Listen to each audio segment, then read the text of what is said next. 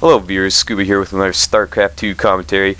Yes, I am playing as EVT, and before I start, I just want to talk real quick about my absence.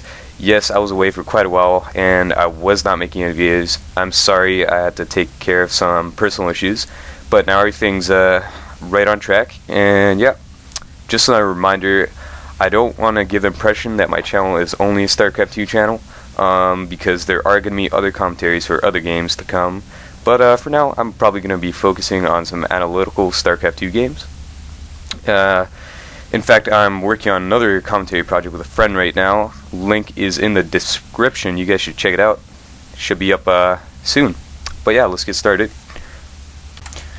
Okay, so the first thing you guys want to notice here is that I individually select all my drones and click on the mineral patches. I do this because I kind of find it more efficient to do it this way. I don't know about you guys, but it's just easier for me to do it this way, and if you get faster with it, it just becomes so much better. I know a lot of people like to select all of them and just split them. This is the way I like to do it. So, yeah. Let's continue on. You are about to see a misclick. I move commanded all my drones, and that pretty much screwed up everything. Could have had a lot of minerals by now. But I messed up. Continuing on. Making drones, just droning up, having the production tab out here so you guys can check out what we're building.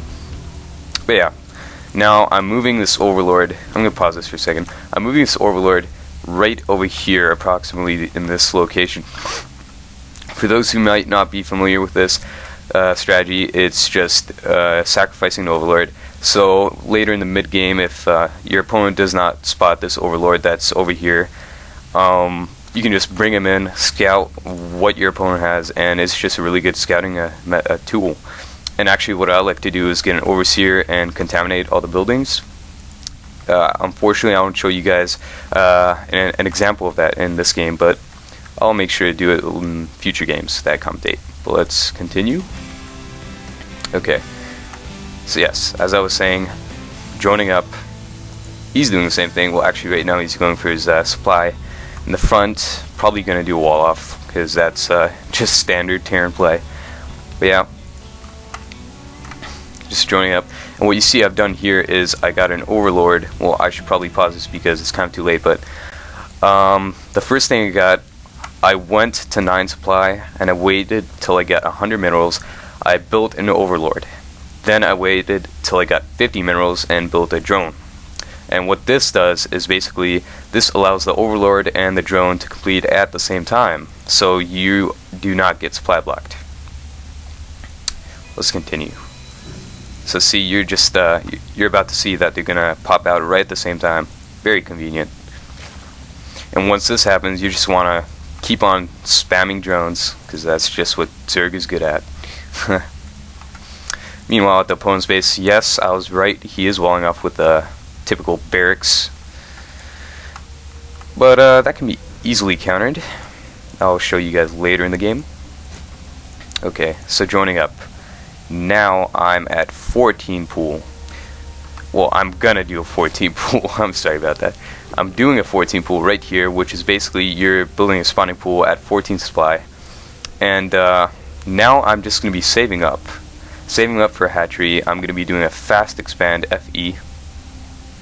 That's basically the build I like to use in most games, unless it's Zerg versus Zerg, which players typically like to spam banelings and Zerglings, which isn't very fun.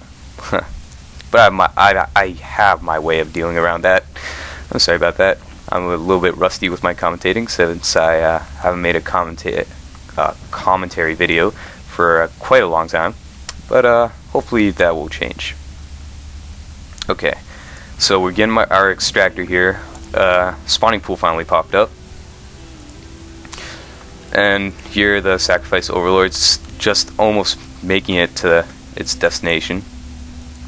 And what I like to do here is just put my overlords on the outskirts of my base, so I can see if there are any dropships coming in this way, you know, any backdoors. I think it's a good strategy, but that should probably be common sense. Yeah, putting 2 drones in gas because Zerg don't really need early gas unless you're going some kind of tech-heavy build or you're going upgrades or something.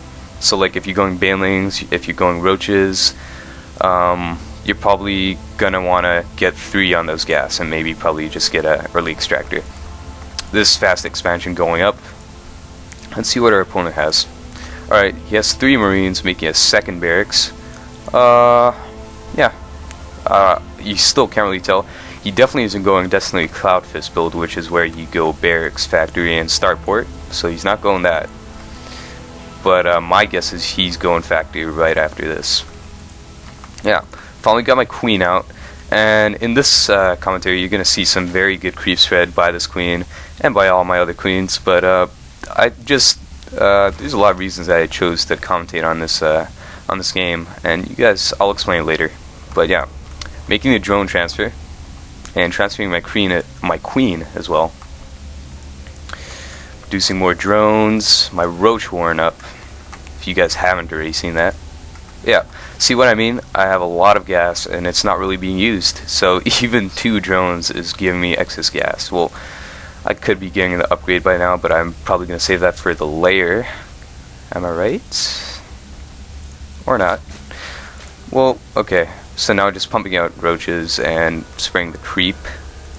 And now, generally by now, it's good to have 2 queens. So you can, one can spawn larvae and the other one can mass this creep.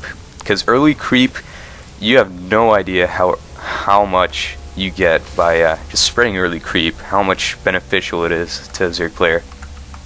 It's really good. And yeah, I'm surprised I still didn't go layer by now. But yeah. My opponent making a 3rd barracks and the second one now has a tech lab. 3rd one has reactor core. Looks like he's going tech lab here too. So he's probably going to go some kind of tech build. Though, yep, just now getting stim packs. I was going to ask why he doesn't have any upgrades, but there you go. There's that layer I've been looking for. Finally upgrading and getting the banelings vestige just about to finish. You know what that means, folks. Marines are going to go boom. Yeah.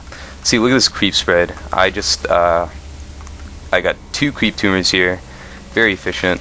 And then a lot of my games that I like to play, I like to make 3 queens because one can just go spread the creep and they can even stay on the battlefield and help out you units, transfuse, all that good stuff. And the rest of your queens just stay at your hatcheries and spawn lava. And yeah, that's basically what I like to do. I find this helps me a lot, and I do recommend this for all Zerg players.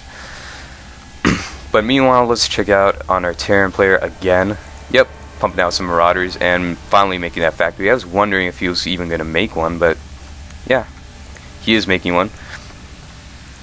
And I'm actually kind of surprised. Look at all these minerals that he has, and he's not even using them. He should be expanding by now, grabbing that gas, teching up. Well, he is teching up, but he should be getting that expansion.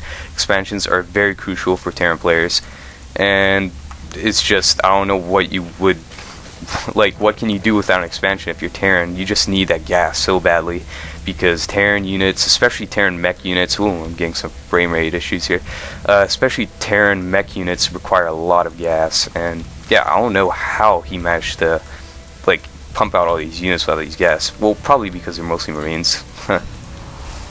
But yeah, and now he's just wasting his command center energy on these supplies. He's just adding those drop-ons. He should actually be making more supply depots to fortify this main entrance, because especially if I have banelings, I can just do a baneling bust, get in there, kill all of these Marines, and that's pretty much GG. But I actually won't be doing that because I haven't scouted this. In fact, you'll notice that I haven't been using this scouting overlord at all. And it's kind of a waste. But yeah. And he hasn't even really scouted me. But he does something pretty interesting with his factory. Well, I don't really consider it smart, but it's something I've never seen a player do. We're about to see in a second. Okay. So I got my Hydra Den up. For some reason I don't have any upgrades. And by now, since I've seen that he hasn't attacked me, I'm kind of feeling to go for an expansion. I'm kind of scared of what he has because I haven't really scouted him. So I'm kind of hesitant to grab a 3rd expansion. But normally you shouldn't do this. Normally you should scout and just scout your opponent, see what he has, see what kind of units, where they are, see if he has any expansions, any proxy, barracks, factories, starports, any of that good stuff. And if he doesn't, you're safe to expand. And yeah, still not using this Overlord, but spreading his creep very efficiently. And yeah, I just got 3 of these creep tumors down, just spreading that stuff like it's the end of the world, you know. But yeah, just catching up on my upgrades as well, getting this final Hydralisk